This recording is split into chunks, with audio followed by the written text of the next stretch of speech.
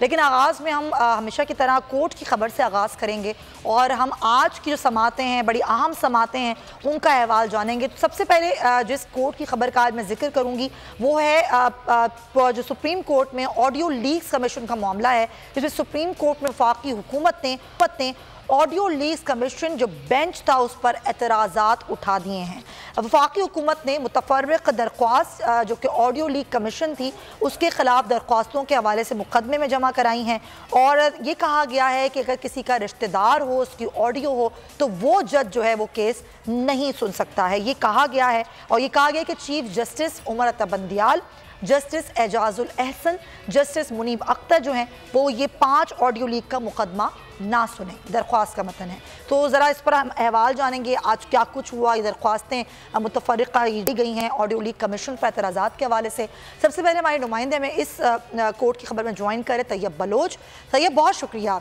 तो क्या कुछ रहा और क्या हुकूमत का मौक़िफ़ था इस दरख्वास्त में?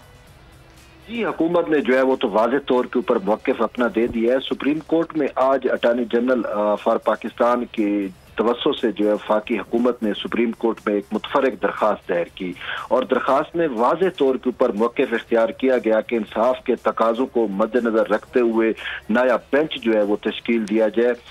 Chief justice Umar Ata Bandial, justice Ejazul Ehsan और जस्टिस मुनीब अख्तर के ऊपर जो है वो एतराज़ात उठा दिए गए हैं वफाकी हुकूमत की जानिब से और वाज़ेह तौर के ऊपर यह भी कहा गया है कि चीफ जस्टिस उमर अता बंदियाल की खुश दामन की भी ऑडियो का मामला जो है वो मौजूद है और चीफ जस्टिस अगर इस मामले पर समाअत करेंगे तो फिर इंसाफ के तकाजे जो है वो पूरे नहीं हो सकेंगे। और इसके साथ साथ वफाकी हुकूमत ने दरखास्त में ये भी मौक़िफ़ इख्तियार किया है कि जजेस का कोड ऑफ कंडक्ट के मुताबिक कोई भी जज जो है वो अपने करीबी रिश्तेदार का कोई भी मामला या कोई भी केस जो है वो समाअत नहीं कर सकता। तो इसी वजह से जजेस का कोड ऑफ कंडक्ट भी माने है कि चीफ जस्टिस जो है वो ये केस ऑडियो लीक्स कमीशन से मुतल्लिक केस ना सुने।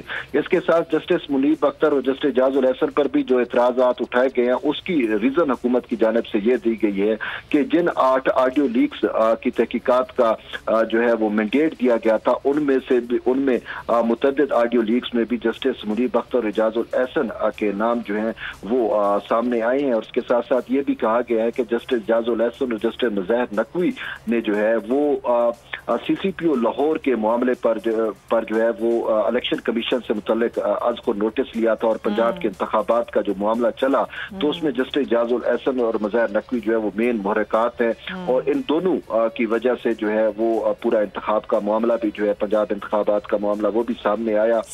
तो ये भी कहा गया है कि जो ऑडियो है उनमें ये तसव्वुर भी मिल रहा है कि ये जजेस जो है वो मैनेज्ड हुए हैं। तो इसी वजह से इंसाफ के तकाजों को सुप्रीम कोर्ट मद्देनजर रखते हुए नया बेंच जो है वो तश्कील दे और इन ये जजेस जो है आज खुद जो है वो अपने आप को अलग कर लें। लेकिन मैं आपको सुमैया बताता चलूं कि गुज़िश्ता समाअत जब 26 मई को हुई थी तो उस टाइम जो है अटॉर्नी जनरल ने जो है वो ज़बानी तौर के ऊपर चीफ जस्टिस के ऊपर एतराज़ात उठाए थे, लेकिन चीफ जस्टिस ने जो है उनके एतराज़ात को जो है वो खास अहमियत नहीं दी थी और चीफ जस्टिस ने यह कहा था कि सुप्रीम कोर्ट की जजमेंट से इस हवाले से मौजूद है। और जस्टिस जवाद ख़ाजा का हवाला देते हुए चीफ जस्टिस ने कहा था कि जस्टिस जवाद ख़ाजा ये असूल तय कर चुके हैं कि ये फैसला जो है वो जज का अपना होता है कि वो केस उसने सुनना है या नहीं सुनना। अगर जज समझता है कि वो केस ये सुन सकता है तो फिर उसको कोई भी जितने भी एतराज़ात हों लेकिन वो जज को उस बेंच से कोई अलग नहीं कर सकता।